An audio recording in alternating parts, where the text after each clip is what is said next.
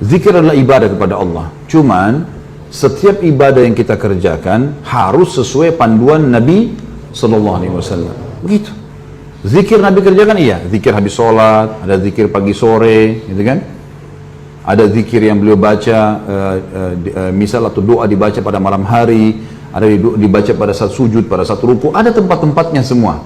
Nabi SAW kalau memandu itu, ada yang ditentukan tempat-tempatnya, ditentukan jumlahnya, gitu kan?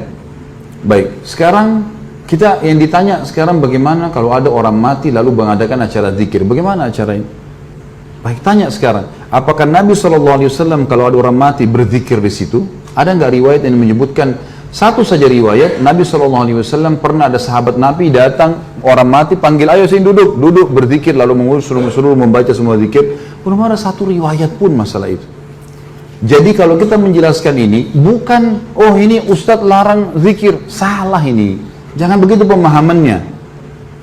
Kita sedang memandu, meletakkan sesuatu pada tempatnya. Batu bata itu kalau ditaruh pada tempatnya, nanti tembok ini bisa rapi begini, ini karena batu batanya rapi. Ya kan gitu. Kalau menonjol jadi jelek. Kalau kita sedang bertakziah, kita fahami dulu pertama sekali definisi takziah. Meringankan beban keluarga mayit. Bukan untuk mayit. Makanya Nabi SAW kalau takziah ada orang mati disuruh bawa makanan. Hai ahli Madinah, bawakan makanan keluarganya Ja'far. Waktu Ja'far mati syahid di perang Mu'tah. Karena mereka tertimpa apa yang tidak menimpa kalian. Hibur mereka, doain, begitu. Nabi SAW datang juga selama 3 hari. Tapi gak pernah Nabi duduk zikir sama mereka, gak pernah sama sekali. Jadi jangan, oh ini berarti larang zikir, bukan. Letakkan pada tempatnya saudaraku. Kenapa sih kalau kita contohi Rasulullah SAW, apa ruginya? Gak ada ruginya kan? Sesuai dengan beliau, jadi mudah, jadi simple gitu. Saya pernah jelaskan ini, tapi sekarang saya reviewkan, saya pernah mengalami ada mertua saya meninggal di Jawa Tengah, di Jawa Timur. Kemudian pada saat meninggal di rumah sakit, alhamdulillah kebetulan saya pas ada. Kemudian saya panggil adik ipar saya untuk ngurus sama-sama jenazah. Dibawa ke kampungnya di pedalaman di Jawa Timur. Saya pergi ke sana. Kemudian diuruslah jenazahnya. Saya panggil adik ipar saya ajarin caranya ini begini, cara mandikannya segala macam, bersihkan kotorannya. Udah selesai semuanya perawatannya, lalu kemudian kami taruh jenazahnya. Insya Allah sebentar lagi kita akan bawa ke masjid nih. Udah. Ada orang-orang datang semua, kemudian kita bawa ke masjid. Habis sholat di masjid, rupanya ada tradisi-tradisi yang ada. Biasanya orang berdiri dulu, ngomong dulu, segala macam, disuruh saksikan ini orang mati begini, isyhadu dan seterusnya. Khair semuanya gitu. Baiklah, ini waktu orang mertua saya meninggal, tidak pernah kita buat itu. Habis dia disolati, sudah jemaah sekalian, sudah disolati, kita bawa ke masjid. Nabi SAW dalam riwayat dikatakan, solati sahabat langsung sahabat berlumba-lumba memikul jenazah itu. Segera. Lalu kata Nabi SAW, kalau di punggung kalian orang saleh, maka dia, si jenazah itu, ruhnya akan berkata, sungguh gembira, kalian akan membawa dia ke suatu tempat yang senang, menyenangkan. Lalu kalau dia orang buruk, maka itu seburuk-buruk yang ada di pundak kalian. Karena dia akan berkata, kemana kalian akan membawanya, sungguh celakalah dia.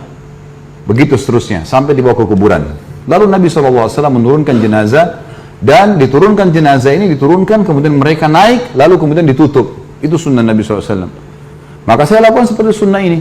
Jadi nggak ada lagi dibuka kupingnya, diazanin, panggil anaknya azan, kena azan untuk sholat. Gitu kan.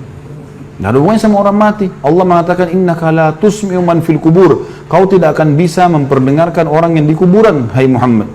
Selesai orang mati, mau diazanin untuk apa gitu? Ada yang lebih unik, ngajak bicara orang mati itu. Saya pernah lihat itu di kuburan, dia pegang kertas, orang-orang di sebelahnya nggak ngerti, saya ngerti apa yang dia bilang. Hai fulan bin fulan, kalau malaikat mungkar nakir datang tanya siapa Tuhanmu, jawablah Allah. Kalau antum ada orang meninggal, antum ikut, antum lihat dia pegang kertas, itu dia ngomong sama orang mati biasanya. Kalau datang tanya siapa nabimu, bilang Muhammad SAW. Kalau datang tanya agama, bilang Islam. Jadi dia memandu orang mati. Apa yang mau dipandu ini? Waktu masih hidup ajar gitu, jangan lagi mati. Baiklah, kita turunin jenazah itu, ditutup, lalu saya naik sama ipar saya, sama satu orang lagi bantu. Setelah kami keluar ditutup, rupanya saya nggak tahu di situ ada beberapa teman-teman kiai yang hadir.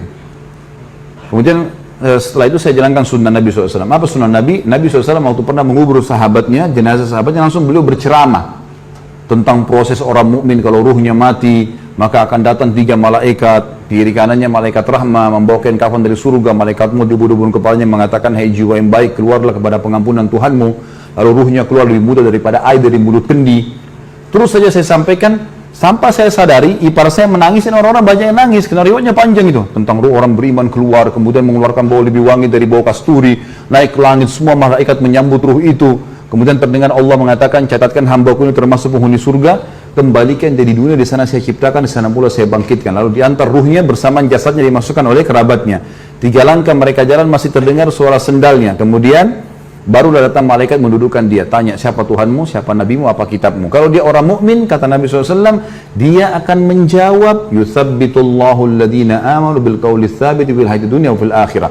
Allah akan menetapkan lisan orang-orang beriman untuk menjawab di dunia dan di akhirat. Kata ulama tafsir, di dunia maksudnya adalah kalau ditanya, kenapa kamu sholat, kenapa kamu puasa, kenapa kamu haji, kalau dia belajar wahyu, dia bisa punya jawaban, gitu kan? Di akhirat maksudnya di kuburan. Kata Ibnu Abbas radhiyallahu anhu dalam tafsir, ini adalah di kuburan, pertanyaan malaikat di kuburan. Maka dia akan jawab dengan mudah, Tuhanku Allah, Nabiku Muhammad, kitab Al-Quran, sudah selesai. Dibukakan baginya pintu neraka.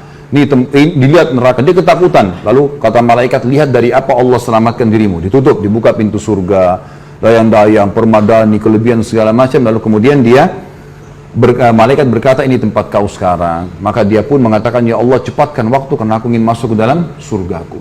Lalu datang di sebelahnya orang yang tampan, wangi, bersih. Dia kagum. Dia bilang, siapa kamu ini? Sungguh sempurna ciptaan Allah pada dirimu. Dia mengatakan, saya amal soleh yang akan menemani kau sampai hari kiamat. Jadi ibadahnya, sholatnya, semuanya akan menemani dia. Kemudian setelah itu terdengar suara dari langit, Allah mengatakan, bentangkan kuburan hambaku ini seluas pandangan matanya, dan bentangkan jalan ke surganya setiap pagi dan petang. Maka jadilah kuburannya taman dari taman surga. Sebaliknya kalau dia orang kafir atau orang fasik, akan datang 3 malaikat, 2 malaikat penyiksa kiri kanannya membawakan kafan dari neraka, 1 malaikat mau dibunuh-bunuh kepalanya mengatakan, hai jiwa yang busuk, keluarlah, kepada murka Tuhanmu. Lalu berserakan di tubuhnya, lalu malaikat menarik dengan keras secara paksa, seperti ibaratnya bulu domba yang dibasahkan lalu dililitkan di pohon berduri dan ditarik dengan keras sehingga berantakan bulu domba itu. Belum sesaat keluar, ditangkap malaikat azab, dipakai kain kafan dari neraka, lalu dibawa ke atas. Belum tiba di langit pertama, semua malaikat menolak karena mengeluarkan bau busuk dari bau bangkai. Wa na'udzubillah. Lalu terdengar suara dari langit, Allah mengatakan, catatkan hambaku ini termasuk penghuni neraka. Kembalikan di dunia, karena di sana saya ciptakan, di sana saya akan bangkitkan. Lalu diantarlah bersama dengan jenazahnya diantar oleh kerabatnya. 3 langkah dia masih dengar, setelah itu telapak kaki mereka, setelah itu malaikat lain datang di kuburan mengatakan, mendudukan dia, tanya, siapa nabimu, siapa Tuhanmu, siapa nabimu, apa kitabmu? Dia tidak bisa jawab. Dia hanya mengatakan, atau apa ya, gitu. Saya cuma ikut-ikut dulu orang bilang, gitu. Walaupun dia orang muslim, tapi banyak dosanya tidak sempat tobat begitu. Lalu dibukakan baginya pintu surga, dia kagum, tercium bau yang wangi.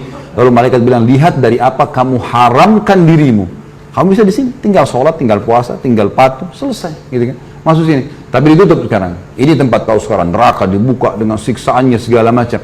Maka dia berdoa mengatakan, ya Allah jangan kau cepatkan waktu karena aku tidak ingin masuk ke dalam nerakaku. Lalu datang di sebelahnya orang yang buruk tampangnya, baunya busuk, menakutkan. Dia bilang, pergi kamu. Siapa kamu ini? Sungguh buruk ciptaan Allah pada dirimu. Maka dia mengatakan, saya amal buruknya akan menemani kau sampai hari kiamat. Kemudian datanglah malaikat yang tidak punya pendengaran dan penglihatan. Ini Allahu alam, Allah lebih tahu maknanya, tapi kita imani, gitu kan? Membawa sebuah besi yang kalau seluruh jin dan manusia bersatu untuk membalikkan, mereka tidak akan mampu. Yang akan dihantamkan ke kepala jenazah ini, kemudian dia hancur, lalu diutuhkan kembali begitu terus sampai hari kiamat. Itu keadaannya. Maka riwayat ini saya sampaikan teman-teman sekalian, pada saat itu ternyata ada yang sempat menangis. Ya. Setelah itu kami pulang, dan saya bilang sebelum pulang, bapak-bapak sekalian, kami membuka rumah orang tua kami untuk takziah selama 3 hari.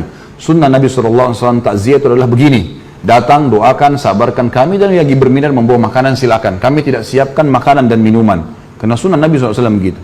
Alhamdulillah 3 hari itu nggak ada acara apa-apa, nggak ada ribut-ribut, nggak ada semua. Orang datang, doakan kita, pergi, bawa makanan, pergi. Hanya banyak orang yang datang waktu itu, tokoh-tokoh masyarakat datang terus ngobrol sama saya, banyak yang bertanya masalah hukum.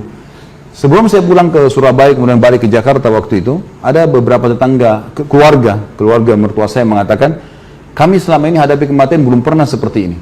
Kami merasa 3 hari ini nggak ada beban. Dan sekarang seperti kami sudah ikhlas melepaskannya.